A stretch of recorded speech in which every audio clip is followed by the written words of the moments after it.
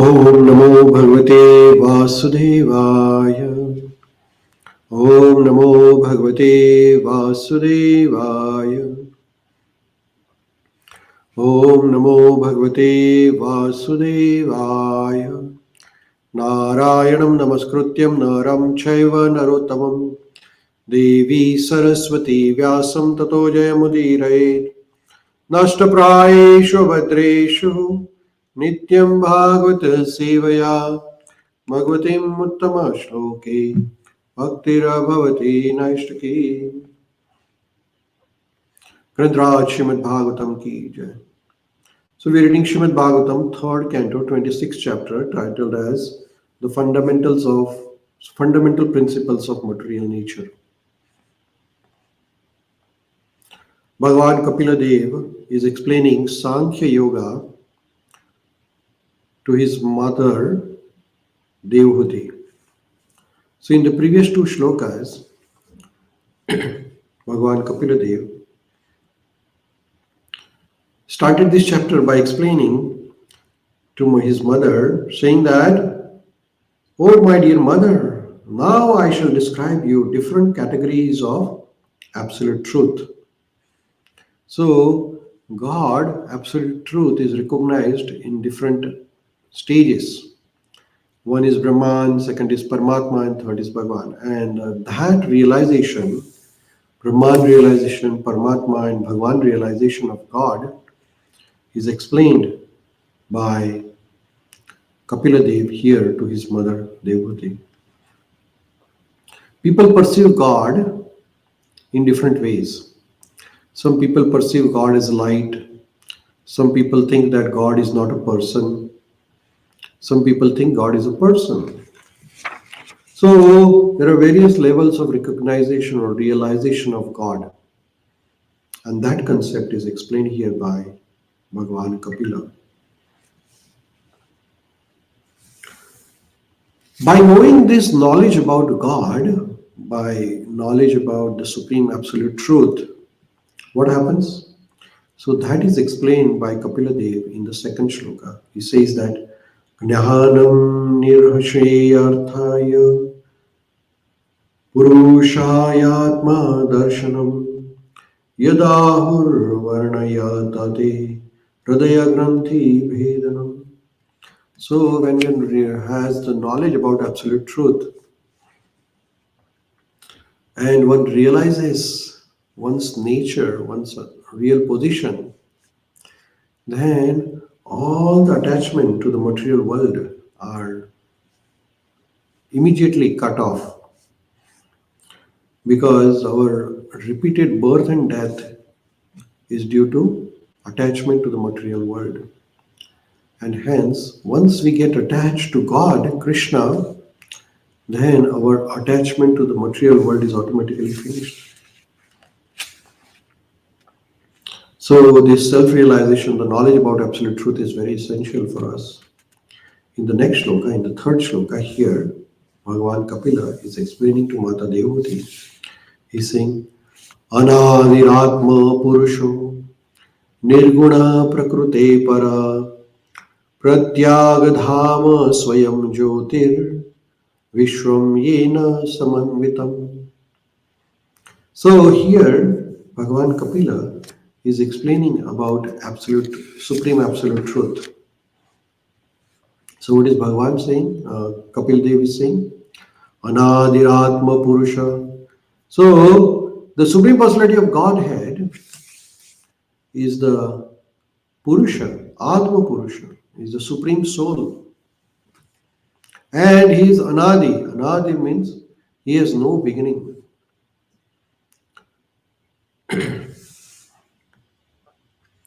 Nirguna Prakrute Paraha. And he is Prakrute Paraha. He is beyond or transcendental to the material modes of nature. And he is Nirguna. He is not affected by the material world or material modes of nature. Pratyagadhama Swayam Jyotir Vishwam Yena Samanvita. Now Swayam Jyoti, here Kapil Dev is saying that the Supreme Personality of Godhead, He is perceivable everywhere because He is Swayam Jyoti, self-effulgent. The light is coming from the Supreme Absolute Truth, Bhagavan. And by His self-effulgent luster, the entire creation is maintained. So here, this is the Brahman or realization of Supreme Absolute Truth, where some people perceive the God as a light, and that description is here. That is Swayam Jyotir, a light which is coming out from the body of Supreme Personality of Godhead is perceived throughout the world, and that is Brahman realization. So here in the purport, Srila Prabhupada is explaining about this shloka. Prabhupada is saying, the Supreme Personality of Godhead is described here as being without beginning, nirguna. He is a Purusha, the Supreme Spirit. He is a person. So God is a person. God is not an abstract. He is a Purusha. Anadir Atma Purusha. But He has no beginning and no end. In the material world, Srila Prabhupada is explaining, when we think of a person in our present or material experience, then there is a birth and death. There is a beginning and there is an end.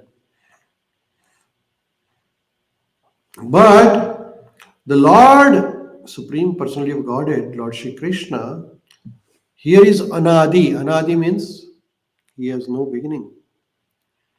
If we examine all persons, we'll find that everyone has a starting point and an end point.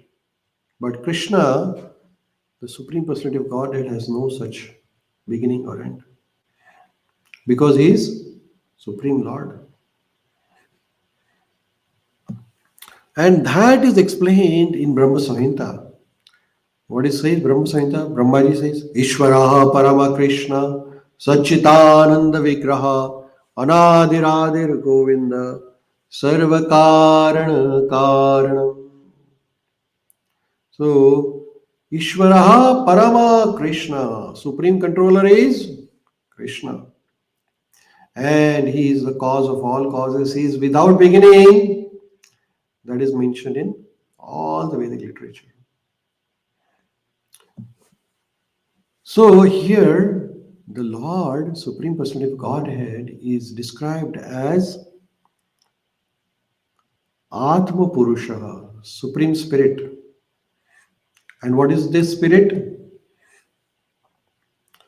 This spirit is perceived everywhere as Brahman, which means great. Brahman, literally meaning of Brahman is great, and Krishna is great. So Krishna is perceived as a Supreme Spirit, as everywhere. And what is that greatness? That is consciousness. We have personal experience of consciousness.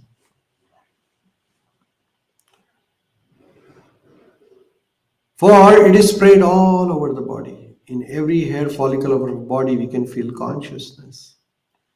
And this is individual consciousness. But Krishna is Supreme Consciousness, which means that the consciousness of all the universe, if you take together, that is Krishna. That is Krishna consciousness. Super consciousness, you can say. And how can you understand the consciousness and supreme consciousness? Like a small consciousness and the huge cosmic consciousness. Just like an example of a light, Srila Prabhupada is giving. A small light and the sunlight. The sunlight you can perceive everywhere, right? In the sky or in the room, everywhere. Similarly, our consciousness, self-consciousness is very limited, particularly limited to the body.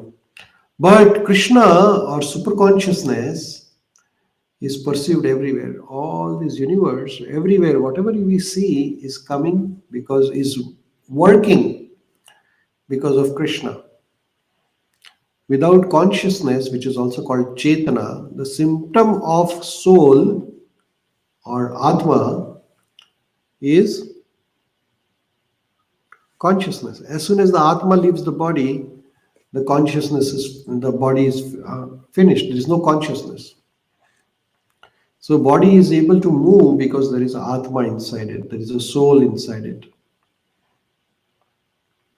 The whole universe, everybody, like all the planets, all the living entities, everybody is working because there is a consciousness there. And that consciousness is Krishna consciousness or God consciousness. That is just like a small light and the sunlight, which is like everywhere. And Prabhupada is giving an example from Vishnu Puran. Whatever we find anywhere and everywhere is distribution of the energy of Supreme Personality of Godhead. So whatever we are seeing in this material world is just because of Krishna, actually. In Bhagavad Gita also, Krishna confirms this. What does he say? He says that he is all pervading and exists everywhere. Sarvasya chaham radasan nivishto matah smriti granam apohanancha. Krishna says, I am there everywhere. Every living entity's heart, Krishna is there. Both spiritual and material energies are spread everywhere. And that is the proof for the existence of Krishna. Some people say, have you seen God? Yes, you can perceive the God. You don't have to see the God all the time. Like you can't see the air, but you can perceive the air because you feel cold or hot air. Similarly, you can perceive Krishna through the consciousness. Everything around us is because of Krishna. Consciousness is coming from Krishna. The existence of consciousness everywhere is not temporary. Consciousness is existing since time immemorial, actually. It is without beginning because it is beginningless and there is no end to it. Atma has no beginning and no end. Atma is everlasting. The theory that the consciousness develops at certain stage of material combination is not accepted here. Because if some people say that material elements come together and forms consciousness, then you can bring all the material elements, but it will not form a human being. Some people say that human body is made up of chemicals. Of course, there are chemicals in the body, but if you bring the chemicals together, it doesn't make a live human. That chemicals are able to function because there is Atma inside it. So there's a consciousness inside it. But the materialistic or atheistic people, they do not believe that there is a soul. They don't think that there is a God. And they think that the consciousness, what we have at this time, is because of material combinations. But that is not accepted here because he says that Anadir Atma Purusha Nirguna Prakrute Praha. Krishna is there, consciousness is there. And our material body has beginning and end, but Atma has no such beginning and end. The Vedanta Sutra says that Janmadya Sayatanyavaditrascha Artheshu Abhigna Swarata. This entire material exhibition, its creation, its growth, maintenance, its dissolution, everything is coming from Krishna. Krishna says this entirely in Bhagavad Gita. 7th, 8th, 9th, 10th, 11th, 12th chapter. Krishna declares to Arjuna that Arjuna, everything is coming. Suyate sa chara charan hetunanena kaunteya jagat viparivartate maya dakshina prakriti. He's saying all these material elements, they are moving under my direction. If Krishna is not there, chara, nothing will happen. In Bhagavad Gita also, Krishna says, I am the beginning and the source of birth of everything. The Supreme Personality of Godhead is described here. He is not a temporary person, nor does he have a beginning. He is without the cause and is cause of all causes. causes. Para means transcendental, beyond the creative energy. So the Krishna, the Lord, is creator of every energy around us. But as Krishna, all this Prakriti, everything is created by Krishna, but those nature, Prakriti cannot control Krishna. Krishna is Prakriti Paraha, he is beyond the Prakriti. So there are three folds of material nature, Sattva Guna, Rajaguna, Tamaguna. They can't affect Krishna. Krishna is transcendental to this. And Krishna is not subjected to threefold miseries, Adi Devik, Adi Bhautik, Adhyatmik. They are not affect Krishna. They don't affect Krishna. Krishna is transcendental. So that is explained here in this shloka as Swayam Jyoti. Krishna is himself the source of all the lights. Like Srila Prabhupada is explaining in this world that like a sun and the moon. So the moon does not have a light, but whatever the moonlight we are seeing is a reflection of sunlight. Right? Similarly, the sunlight is a reflection of Brahma Jyoti. And Brahma Jyoti is coming from the body of Krishna. So from Krishna's body comes Brahma Jyoti. From Brahma Jyoti, a fraction of Brahma Jyoti is reflected as sunlight. And that sunlight is also reflected as moonlight. So main light is coming from body of Krishna. That is Swayam Jyoti. Krishna is himself the light. And his light is distributed in different ways as Brahma Jyoti, as sunlight and moonlight. And Krishna confirms that in Bhagavad Gita. And Upanishads also confirm this.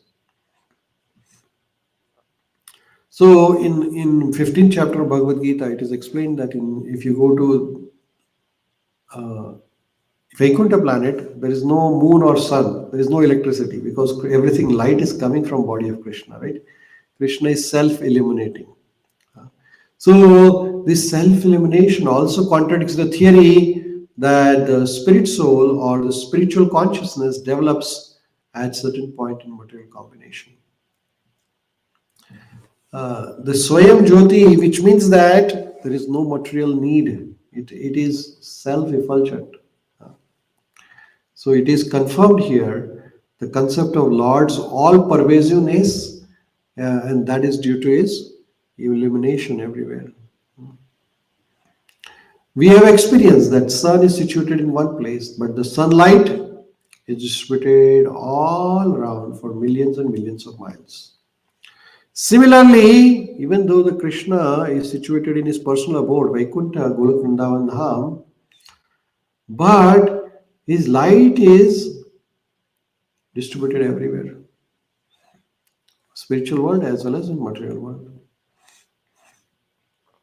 And that material world light is reflected because of the sun. Sun is the representation of Krishna's energy. In Brahma Samhita, it confirms Goloka eva nivashati akhila atma bhutaha. Krishna is in Goloka, but he is present all over the creation. So it is concluded here that Krishna is a person, he is a Purusha, but he is not the Purusha of the material world. He has no beginning and no end. And all the light, everything, energy, everything is coming from Krishna. Śrīmad-Bhāgavatam ki jai, Jagat Guru Srila Prabhupada ki jai, Gaura Premanande.